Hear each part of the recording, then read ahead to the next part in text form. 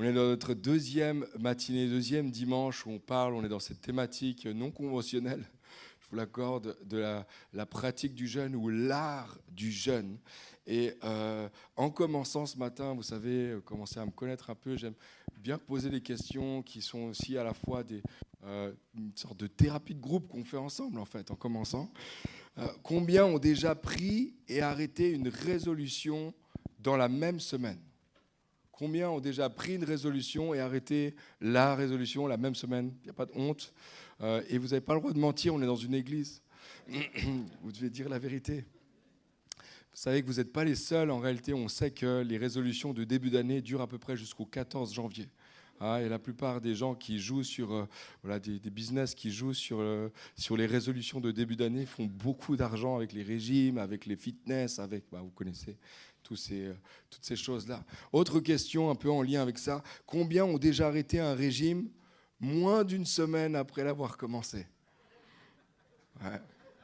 Tant de confessions ensemble, ça fait mal, hein. Il y a quelques années, on n'avait pas encore nos enfants avec Christina, on habitait au Paquis, puis on a reçu dans notre boîte aux lettres une proposition, une publicité pour un régime express à base de jus de légumes. Je ne vais pas faire de pub ici. Et je me rappelle qu'on était motivés, on s'est lancé, on s'est dit pourquoi pas, on essaye, on fait ça ensemble, etc. On va se motiver l'un et l'autre. Et du coup, on a fait ça, on a acheté les boîtes, on a amené ça à la maison, on a regardé comment ça fonctionnait. Et je me rappelle que dès le premier repas, parce que le concept, en fait, c'est que tu manges que des jus de légumes pendant 2-3 semaines, je ne sais plus exactement. Tu bois beaucoup d'eau et tu bois des jus de légumes. Et dès le premier repas, une fois de plus, il y a comme un combat, il y a comme une lutte qui a commencé à l'intérieur de moi. La lutte entre la volonté d'aller jusqu'au bout du projet avec Christina et la lutte du prochain repas, la prochaine gorgée à prendre parce que ce n'était pas si bon ces jus de légumes. Donc voilà, cette petite histoire pour illustrer, petit sourire, pour illustrer que c'est l'expérience de nous tous. C'est notre expérience à toutes et tous. On est très souvent dans cette tension en fait entre notre vouloir et ce qu'on accomplit réellement. Entre ce qu'on voudrait faire, ce qui serait bien de faire, et ce qui est notre réalité du jour après jour. Et on a tous et toutes ce combat entre la volonté et notre réalité. Par exemple, tu as peut-être la volonté, et je parle à des disciples ce matin, tu as peut-être la volonté de grandir dans ta relation avec Dieu. Et pour toi, tu as cette décision, tu as ce cœur-là pour grandir, mais en fait, c'est dur. Il y a une lutte à l'intérieur de toi chaque matin quand tu avais réservé un temps pour être avec Dieu et d'ouvrir la parole. Et c'est une lutte qui s'engage à l'intérieur de toi. Ou par exemple, un autre exemple, c'est que peut-être que tu as pris la décision que à chaque occasion que tu avais de pouvoir témoigner à quelqu'un autour de toi, tu le ferais. Et puis, lorsque se présente l'occasion le mardi matin au bord du café avec un collègue, il y a une opportunité. Et là, il y a une lutte à l'intérieur de toi pour aller au bout de ce que tu as la volonté de faire. Peut-être que tu luttes depuis des mois, depuis peut-être même des années avec un péché qui est récurrent. Et tu as une volonté pour t'en sortir. Tu veux t'en sortir. Mais malheureusement, ta réalité est différente. Et tu vis cette lutte pour résister contre le péché. L'apôtre Paul lui-même a connu cette lutte. Il a connu dans sa propre vie le combat intérieur qu'il décrit est comme une lutte entre la volonté de faire le bien et la capacité de faire le bien. Et il dit dans Romains 7, versets 18 et 19, il dit « Ce qui est bon, je le sais, n'habite pas en moi, c'est-à-dire dans ma chair. J'ai la volonté, mais non le pouvoir de faire le bien. Car je ne fais pas le bien que je veux et je fais le mal que je ne veux pas. » Puis dans les versets qui suivent, il va parler d'une loi, la loi de Dieu à laquelle il est soumis en tant que disciple de Jésus, mais il y a comme une loi à l'intérieur de son corps, une loi dans ses membres qui le pousse au péché. Et il conclut en disant, verset 25, « Ainsi donc, moi, par mon intelligence, je suis esclave de la loi de Dieu, tandis que par ma chair, je suis esclave de la loi du péché. » Traduction ici, il dit « Alors que mon esprit veut le bien, ma chair veut le mal. » Il y a un combat à l'intérieur de moi. De quoi est-ce qu'il parle exactement lorsqu'il parle de la chair? Le mot, en grec, c'est le mot sarx. Et c'est un mot, en fait, qui est utilisé à plusieurs occasions dans la Bible. Plusieurs fois, le mot sarx fait référence au corps physique, à la chair, si vous voulez, à la viande, au corps physique. Parfois, ce mot fait référence à l'humanité. Il parle de l'humanité comme dans la chair, dans l'humanité de manière générale. Parfois, il fait référence à l'ethnicité, dans la chair ou de génération en génération, ou alors l'ethnie qui se transmet de génération en génération. Mais Paul utilise la plupart du temps ce mot pour parler de la nature pécheresse à l'intérieur de nous. De la nature pécheresse qui est à l'intérieur de nous. Les désirs, en réalité, de la nature pécheresse à l'intérieur de nous.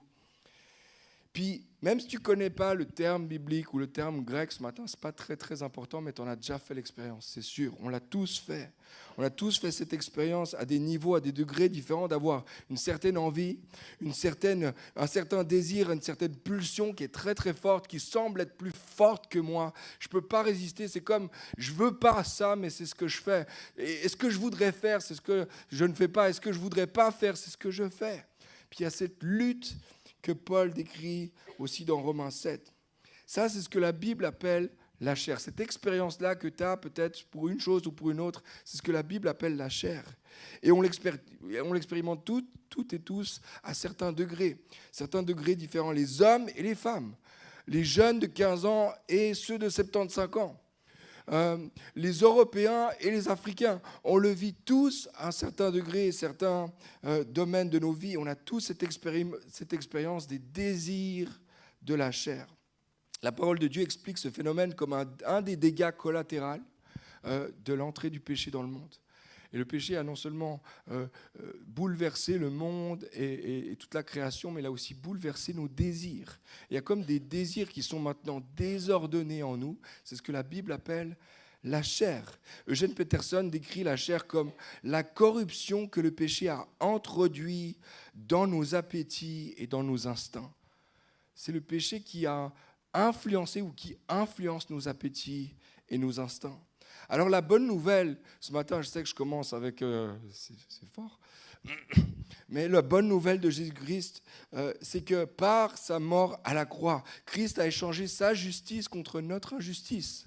Sa mort contre notre vie, en fait, sa vie contre notre mort. La condamnation contre l'adoption. Il nous a donné, au travers de sa mort, la capacité de devenir enfant de Dieu. Il a pris la condamnation sur lui, le jugement sur lui, et il nous a donné la paix avec Dieu et la vie éternelle. Ça, c'est la bonne nouvelle, et ça, c'est un bon moment pour dire Amen. Amen. Mais le problème, et je l'ai dit tout à l'heure, on est tous concernés par les désirs de la chair, c'est que chrétiens, non chrétiens aussi, on le vit. En fait, ce n'est pas une histoire du passé, c'est une histoire de chrétiens comme Paul qui vivent cette tension alors même qu'ils sont engagés avec Jésus-Christ. Et je crois que la lutte, malheureusement, n'est pas terminée. Il y a toujours une lutte à l'intérieur de notre chair qui fait rage. Puis je crois qu'en fait, le disciple de Jésus en a peut-être même encore plus conscience qu'auparavant. Ça, c'est l'expérience de Paul, on l'a lu tout à l'heure. Mais il écrit aussi dans Galates, et c'est intéressant. Et je crois que ça confirme ce qu'on vient de dire ici. Il dit dans Galates 5, verset 13, il dit « Frères et sœurs », il s'adresse à des chrétiens, « Frères et sœurs, c'est à la liberté que vous êtes appelés. Seulement, ne faites pas de cette liberté un prétexte pour suivre les désirs de la chair. » Tu es appelé à la liberté, Christ te donne la liberté, il y a une liberté pour toi. Par contre, il y a toujours cette tension que la chair veut gagner ou reprendre ta liberté. Alors il y a comme un paradoxe dans lequel on vit en ce moment, même en tant que disciple de Jésus, où il y a des désirs de notre chair qui sont contraires aux désirs de Dieu. Désirs de Dieu. Alors ma question pour nous ce matin, et vous allez voir le lien qu'il y a avec le jeûne tout à l'heure, mais comment est-ce que toi et moi on est censé faire? Comment est-ce qu'on peut faire en fait pour être victorieux contre les désirs de la chair? Comment on fait pour résister dans le combat? Comment on persévère pour préserver notre liberté en Christ? Et j'aimerais te proposer ce matin que la discipline spirituelle du jeûne est une des armes que Dieu nous a données pour affaiblir la chair et pour fortifier l'esprit, pour réorienter nos appétits spirituels vers de bonnes choses. Et c'est le sujet de mon message ce matin. John Piper a dit ceci. Le jeûne, pardon, le jeûne est une réalité à deux facettes. D'un côté, notre appétit physique s'efface devant un désir de Dieu si intense. De l'autre côté, le désir pour Dieu est menacé par l'intensité de nos appétits. D'un côté, nous perdons l'appétit, de l'autre, nous résistons à l'appétit. Le jeûne chrétien ne découle pas seulement d'une satisfaction supérieure trouvée en Dieu, c'est aussi une arme de choix contre toutes les forces de ce monde qui veulent nous en priver. Amen. La semaine passée, on a parlé du premier volet, la première facette. On a parlé du fait que les disciples de Jésus sont appelés à jeûner, non pas parce qu'ils ont déjà faim de Dieu ou qu'ils sont affamés de Dieu, mais pour être affamés de Dieu. Ça, c'est la vérité, la révélation dont on parlait la semaine passée. Mais la chose dont on veut parler cette semaine, c'est qu'on va regarder à la deuxième facette, le jeûne comme une arme de choix pour lutter contre les désirs de la chair. Et peut-être ça peut te sembler bizarre parce que ce n'est pas un vocabulaire qu'on utilise très très souvent aujourd'hui dans l'Église. On ne parle pas beaucoup de la dimension de la guerre spirituelle ou du combat. On parle beaucoup d'une relation personnelle, on parle d'un voyage, on parle d'un pèlerinage avec le Seigneur, d'un processus de maturation ou de transformation à l'image de Jésus. C'est des bonnes images, mais la Bible est saturée, surtout dans le Nouveau Testament, est saturée de l'idée d'un combat spirituel. Et qu'on soit conscient ou qu'on n'en soit pas conscient, il y a bel et bien un combat. Et l'enjeu, c'est ta liberté. L'enjeu, c'est ta liberté. C.S. Lewis a dit ceci, « Il n'y a pas de terrain neutre dans tout l'univers. Chaque centimètre carré, chaque fraction de seconde est revendiqué par Dieu et réclamé par Satan. » En fait, il n'y a pas de terrain neutre. Il n'y a pas de Suisse neutre dans laquelle tu peux te cacher dans le combat spirituel. Ça n'existe pas, la neutralité suisse dans le combat spirituel. L'idée que la foi chrétienne s'apparente à une guerre est peut-être un peu gênant pour nous. On préfère y penser d'une autre façon, je le disais tout à l'heure, mais la guerre fait rage réellement. Et l'objet de cette guerre, c'est de saboter ta vie et de ravir ton appétit pour Dieu ou ton cœur pour Dieu. Maintenant, le souci, c'est pas seulement qu'on a tendance, malheureusement, à ne pas être conscient de la guerre. C'est que parfois, on n'est pas conscient de notre ennemi, ou je dois dire plutôt de nos ennemis. Parce qu'en fait, depuis des siècles, et en fait depuis le début du christianisme, on sait, les pères de l'Église ont écrit sur les ennemis spirituels du chrétien. Ce n'est pas qu'on a seulement un ennemi, on a plusieurs ennemis. Il s'agit du diable, du monde et de la chair. 3 ennemis contre le disciple de Jésus. Et il y a beaucoup de passages qui parlent de ces 3 réalités de manière séparée, mais il y a un passage qui les capture les 3. J'aimerais lire avec vous dans Ephésiens 2, versets 1 et suivants. Vous étiez morts par vos offenses et par vos péchés dans lesquels vous marchiez autrefois, selon le train de ce monde, selon le prince de la puissance de l'air, de l'esprit qui agit maintenant dans les fils de la rébellion.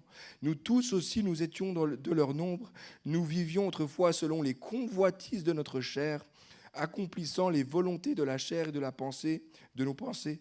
Et nous étions par nature des enfants de colère, comme les autres. Et ici, il y a les 3 ennemis. Dans un seul passage, dans ces 2-3 versets, il parle des 3 ennemis spirituels du chrétien. Il parle du prince de l'air, c'est un autre nom pour Satan. Il parle du train de ce monde, on parle du monde. Et il parle de la convoitise de notre chair. Ce qui est important de réaliser ici, c'est que si nous avons plusieurs ennemis, ils opèrent de façons différentes. Et ça veut dire aussi que ce n'est pas toujours le même ennemi qui nous attaque. Et malheureusement, on connaît tous quelqu'un qui, à chaque fois qu'il éternue, c'est Satan qui l'attaque. Hein? Je ne sais pas si vous connaissez des gens comme ça. Il y a des gens, à chaque fois qu'il éternue, à chaque fois qu'il rate le bus, c'est Satan qui l'a attaqué. Tu sais, ce n'est pas toujours Satan qui t'attaque. C'est peut-être que tu t'es juste pas réveillé. En tout cas, Satan, il a bon dos parfois. Et parfois, malheureusement, et ça c'est peut-être plus grave encore, c'est que parfois, en tant que chrétien, on met la faute de nos propres péchés sur Satan. En s'imaginant qu'en faisant quelque chose contre Dieu, voilà, on le sait dans notre pensée, dans notre cœur, mais c'est Satan qui l'a fait au travers de moi, j'étais comme possédé, puis je l'ai fait. C'est faux. Je me rappelle quand j'étais à l'école biblique, j'avais un cours de relation d'aide, d'introduction à la relation d'aide, et c'était très intéressant. Et le professeur, à un moment donné, a parlé d'un gars avec qui il a cheminé pendant un temps, puis qui tombait sans cesse dans le même péché, etc. Puis à un moment donné, il nous en parlait, il ne nous a pas donné le nom de la personne, hein, mais il nous en a parlé comme un exemple. Il a dit, ce gars-là mettait tout le temps la faute sur Satan, etc. Et en fait, à un moment donné, il a pris, il a coupé, il a dit, écoute mon ami, ça fait longtemps qu'on se voit, etc. Il faut que tu saches, c'est pas Satan qui a enlevé ton pantalon, tu l'as enlevé tout seul, puis tu es rentré tout seul dans le lit de cette femme. C'est toi qui l'as fait. Et en fait, c'est les convoitises de ta chair qui t'ont poussé à le faire. Alors c'est important de réaliser qu'il y a plusieurs ennemis qui opèrent de manière différente, mais pour le même projet. John Mark Comer écrit « Les ennemis de notre âme fonctionnent ensemble pour saboter notre paix. Voici leur stratagème. Des idées trompeuses, Satan il ment, des idées trompeuses qui jouent sur des désirs désordonnés, la chair, et qui sont normalisées dans une société pécheresse, le monde. Ils fonctionnent ensemble, ils fonctionnent d'accord pour que ta paix soit volée.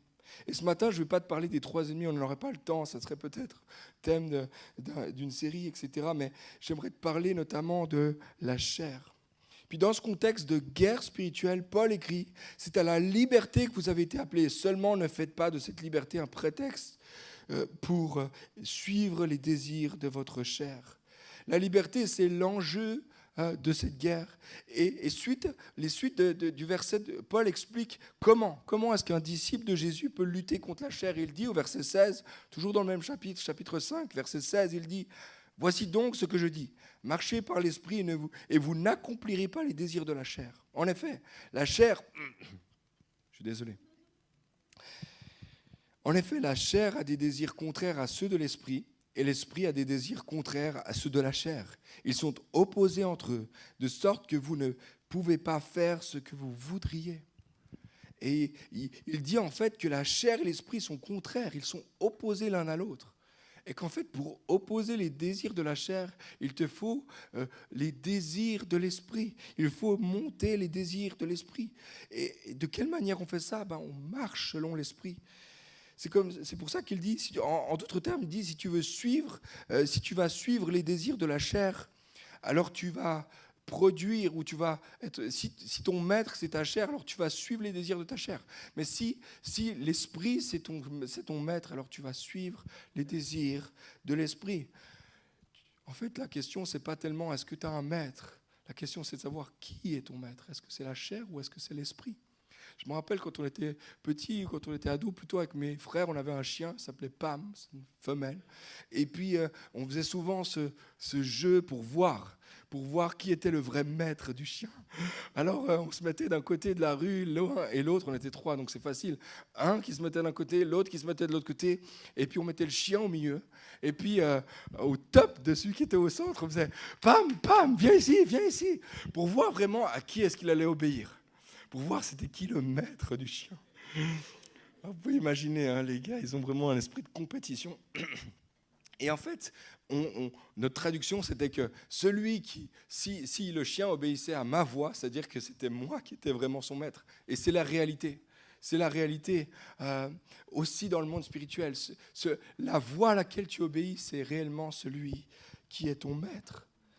C'est pas anodin ce que je viens de dire ici. En fait, c'est hyper important parce que les désirs auxquels tu obéis vont donner une direction et un fruit à ta vie. Si tu obéis aux désirs de ta chair, alors ta vie va ressembler à une certaine chose. Si tu obéis aux désirs de l'esprit, ta vie va ressembler à une autre chose. C'est pour ça que l'apôtre Paul, il continue au verset 19 et il donne comme 2 tableaux. Il dresse 2 portraits.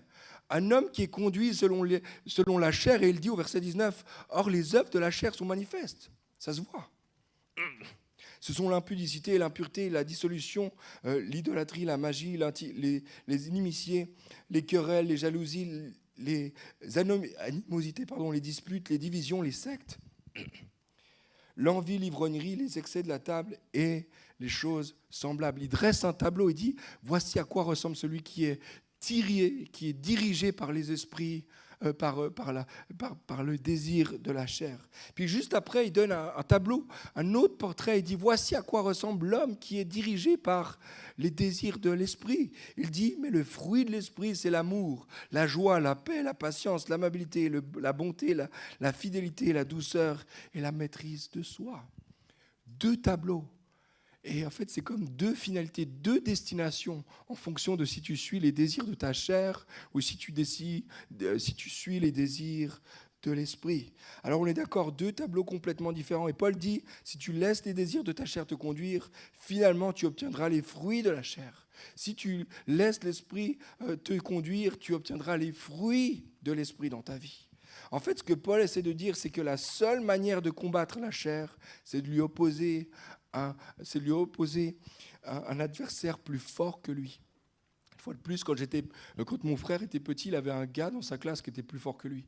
Et chaque récré, ça ne loupait pas, il le saoulait, il l'harcelait, il lui parlait mal, il lui faisait des croche-pattes, etc. Et mon frère a essayé de se défendre, il n'arrivait pas. Il était plus petit que le gars dans sa classe. Par contre, mon frère, il avait un grand frère. Et du coup, mon frère, il est venu vers moi 1 ou 2 fois et puis il m'a dit « Hey Raphaël, tu m'avais dit que si jamais il m'embêtait, tu pouvais venir, c'est toujours le cas ?» Et puis je disais « Bien sûr, c'est le cas !» Et on allait expliquer à celui qui était plus fort dans la classe de mon frère que, en fait, t'arrêtes d'embêter mon frère. Et évidemment, moi, je faisais une tête de plus, c'est impressionnant. Tu as besoin de quelqu'un qui est plus fort que ta chair. Toi, tu ne peux pas lutter contre ta chair. Ta chair est plus forte que toi. Les désirs de ta chair sont plus forts que toi. Mais tu as besoin d'opposer à ta chair un adversaire qui lui est plus fort. C'est l'esprit.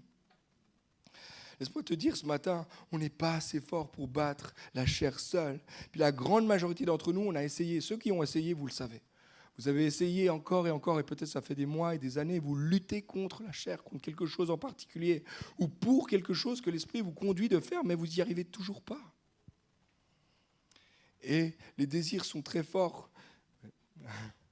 Merci beaucoup. Il y aura beaucoup d'eau à la fin. Je vais prendre une goutte quand même. Merci.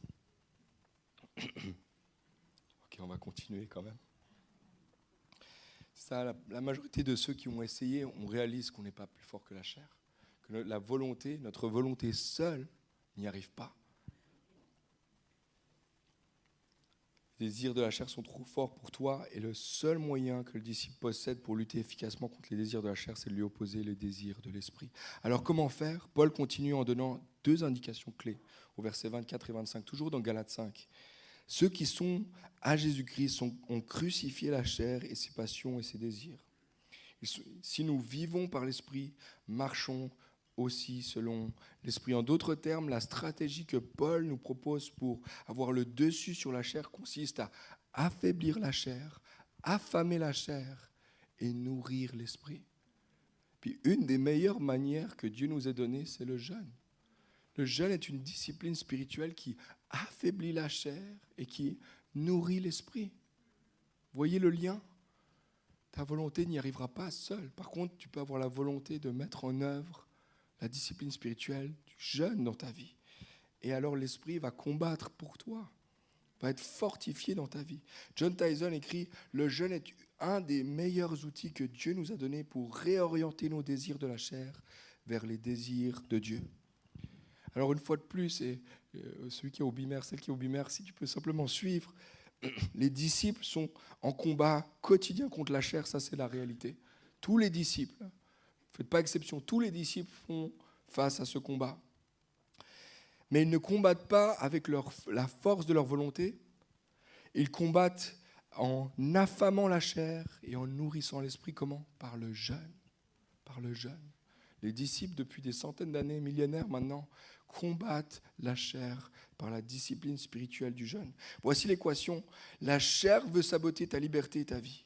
Chaque chrétien combat contre la chair quotidiennement. Mais comme la chair est plus forte que ta volonté, tu ne peux pas gagner, tu ne peux pas y arriver seul. Alors par le jeûne, par la pratique spirituelle du jeûne, tu affaiblis la chair, tu nourris l'esprit, et l'esprit en toi combat pour toi et gagne le combat sur ta chair. John Mark Comer a encore écrit « Nous ne pouvons pas contrôler nos désirs. Nous ne pouvons contrôler, mais nous pouvons contrôler les habitudes que nous donnons à nos pensées et à notre corps pour que nos cœurs se détournent de la chair vers l'esprit. La clé de la formation spirituelle est de changer ce que nous pouvons contrôler, c'est-à-dire nos habitudes, pour influencer ce que nous ne pouvons contrôler, c'est-à-dire les désirs de notre chair. Ta volonté peut mettre en œuvre l'habitude spirituelle du jeûne. Ta volonté ne peut pas battre la chair, mais par la discipline spirituelle du jeûne que tu mets en œuvre, par ta volonté, Dieu combat en toi, l'Esprit combat en toi. Quand tu prends l'habitude de jeûner, tu es en train de grandir dans ta faim pour Dieu, mais en même temps, tu es en train d'affamer ta chair. Tu gagnes en force aussi, ton esprit gagne en force, c'est le combat pour toi. Et ce matin, si tu suis Jésus, ça s'adresse vraiment aux disciples de Jésus. Si tu suis Jésus, j'aimerais t'encourager à commencer à jeûner. Peut-être que tu le fais, peut-être que tu ne le fais pas, et peut-être que tu pourrais commencer à jeûner. Tu peux commencer à mettre une matinée un repas par semaine de côté, commencer à jeûner. Tu peux peut-être commencer à choisir une journée, peut-être dans quelques semaines, quelques mois, tu prends une journée à part, tu commences à jeûner. Et je ne te demande pas de faire 40 jours de jeûne demain, là. Commence par un repas. Puis alors que tu vas faire ça, Dieu va te montrer, va affaiblir la chair en toi et donner à l'esprit de gagner sur le combat. Lorsque tu jeûnes un jour par semaine, toute l'année, tu as jeûné 52 jours dans ton année. Parce que tu te rends compte, finalement, tu auras jeûné plus que 40 jours dans l'année. Tu peux commencer aussi cette semaine. Cette semaine, on commence une semaine de jeûne et prière en communauté. Tu n'as pas besoin de faire tous les jours à 100%. Pourquoi pas réserver un midi ou réserver tous les midis simplement pour, à la place de manger, te tenir devant Dieu. Te tenir devant Dieu. Je crois que si tu fais cette décision ce matin, il va se passer 3 choses. Et je termine ici. Il va se passer 3 choses. La première, c'est que le jeûne va révéler les appétits qui gouvernent, les appétits qui te gouvernent. Laisse-moi te dire que quand tu jeûnes, tu découvres la voix de ta chair. Ça fait un moment que je jeûne, ça fait quelques années que je jeûne sur une base régulière.